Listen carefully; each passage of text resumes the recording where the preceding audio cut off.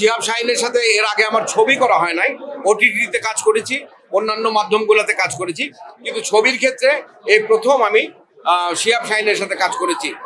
আর শাকিলের ব্যাপারটা হচ্ছে যে শাকিলের যতগুলো ছবি আছে কেমন করে যেন আমি ওখানে ঢুকে যাই। তো সেখানে এবারও আমি আছি, তাণ্ডব হচ্ছে, এখানে দাগি হচ্ছে, এর আগে সুরঙ্গ হয়েছে, সুরঙ্গতেও আমি ছিলাম। এবং পরবর্তী যে কথাটা এর আগে বলে গেল যে আরো যে 2-3টা ছবি, সেটা তুফান ছিল বা প্রিয়তমা ছিল, এই ছবিগুলোতেও আমি ছিলাম। তো এইবারের ঈদের সবচেয়ে মজার যে বিষয়, 6টা ছবি মুক্তি পেয়েছে এবং 6টা ছবি নিয়ে দর্শকের আগ্রহ হয়েছে।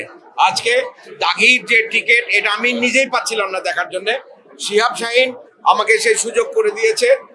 রনি এবং শাকিল এই ছবিটা দেখবা, তা নাহলে দেখা যেত আমাকে দেখতে হলে আরো 5-10 দিন পরে দেখতে হতো, কারণ অ্যাডভান্সও টিকিট পাওয়া যায় না। হ্যাঁ, তো এখন যেটা হয়েছে যে দর্শকের আগ্রহ হয়েছে আপনাদের মাধ্যমে, আমাদের ছেলেরা ভালো ভালো কন্টেন্ট দিতে পারছে দর্শককে। দর্শক কিন্তু আগে যেমন নাটক নিয়ে একটা উন্মাদনার তৈরি হতো ঈদের সময়, এবার সিনেমা নিয়ে এই উন্মাদনাটা দেখা যাচ্ছে। গত 2-3 বছর ধরে দেখা যাচ্ছে, এইবার অনেক ব্যাপকভাবে দেখা যাচ্ছে। এই স্রোত যদি চলতে থাকে তাহলে আপনারা সকলেই জানেন যে আমাদের দেশে সিনেমা হলের সংখ্যা কমে গেছে। সিনেমা হলের মুখী যদি দর্শক হয় তাহলে সিনেমা হলের সংখ্যা বাড়বে, ভালো ভালো ছবি তৈরি করবে, প্রডিউসাররা যখনই টাকাটা ফেরত পাবে তখন তারা আরো ভালো ভালো ছবি তৈরি করবে এবং দর্শকদেরকে সেটা উপহার দেবে। আমি দাগিতে অভিনয় করতে পেরে খুবই আনন্দিত।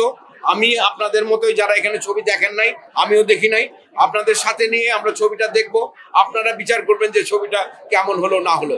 তবে দর্শকের যে প্রিভিউ গত 7-8 দিন ধরে, সেটাতে মনে হচ্ছে এটি একটি ভালো সিনেমা। আমার চোখে পড়েছে, আমি যতগুলা রিভিউ হয়েছে প্রায় সবগুলোতে নিশো তো আছে হিরো, আর অন্যান্য আমাদের যে নায়ক নায়িকারা আছে তাদের সকলের প্রশংসাই করেছে, পাশাপাশি আমার নামটি উচ্চারিত হয়েছে।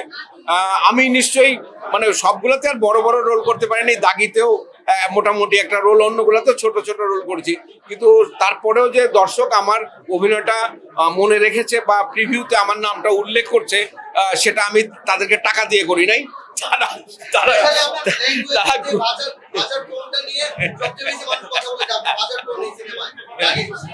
ওকে, আমি দাগিতে যে অভিনয়, এটা আমাদের পুরো বাংলার না, এটার মধ্যে নানা রকমের ভাষা আছে, আমি এটার কিছুই জানি না। আমি এবং নিশো, আমাদের দুজনের বাড়ি হচ্ছে টাঙ্গাইলে। আমরা যদি হিন্দি বলি, উর্দু বলি, তাহলে সে এক ধরনের টোন চলে আসে। সেক্ষেত্রে সবচেয়ে বেশি সাহায্য আমাকে করেছে, আমাদের এখানে একজন উর্দু ভাষী আছে শিহাব শাহিন, আরেকজন উর্দু ভাষী ছিল মানে হিন্দি ভাষী আয়ুষের কথা আমাকে বলতেই হবে। হ্যাঁ, ওরা দুজন মিলে আমাকে জোর করে এরকম কিছু শব্দ বলিয়েছে। আমি জানি না, দর্শক বিচার করবে যে আমার এই শব্দগুলো হয়েছে কিনা বা অ্যাকসেন্ট গুলো হয়েছে কিনা, সেই বিচারের ভার দর্শকের। নিশো আমাদের একদম নিজের ছেলে। যে কথাটা বলি, আমরা নাটকে ওকে দেখেছি, আমাদের চোখের সামনে ও বেড়ে উঠেছে।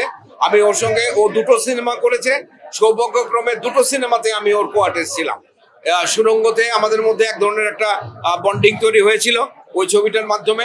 পরবর্তী যে ছবি আমরা করি, এই ছবি দাগির যে ফার্স্ট শট দিতে যাই, তখন নিশো আমাকে জড়িয়ে ধরে বলেছিল, সেলিম ভাই, আমি আর আপনি একটা স্পার্ক করেছিলাম সুরঙ্গতে, আশা করি দাগিতেও সেই স্পার্কটা আমরা দর্শককে দিতে পারবো। তো আমরা চেষ্টা করেছি, এখন বাকিটা দর্শক বলবে যে কি হলো না হলো।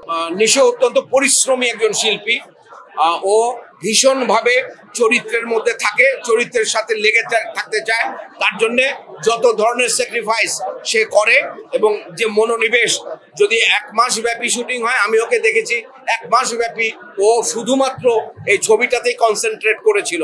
ও বাড়িতেও আসেনি, একদিনের জন্য ও ঢাকায় এসেছিল, আমার কাছে যতটুকু খবর আছে। তাছাড়া ও পুরো ছবিটার সাথে ইনভলভ ছিল এবং সকলকে ও ইনভলভ রেখেছে, অনেক মজা করে কাজ করে। এবং ও কাজের মজাটাই হচ্ছে ওর কাজের আসল মানে মূলধন। তো ও মজা করে করে কাজ করে করে, পরিশ্রম করে কাজ করে করে আজকে নিশো তৈরি হচ্ছে।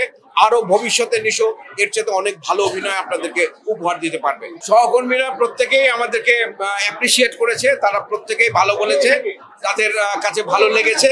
সেই জায়গা থেকে আমরা বলবো যে সহকর্মীদের সহযোগিতা আছে, তাদের আশীর্বাদ আছে, তাদের দোয়া আছে, সবকিছু মিলেই এই আজকের দাগির প্রদর্শনী।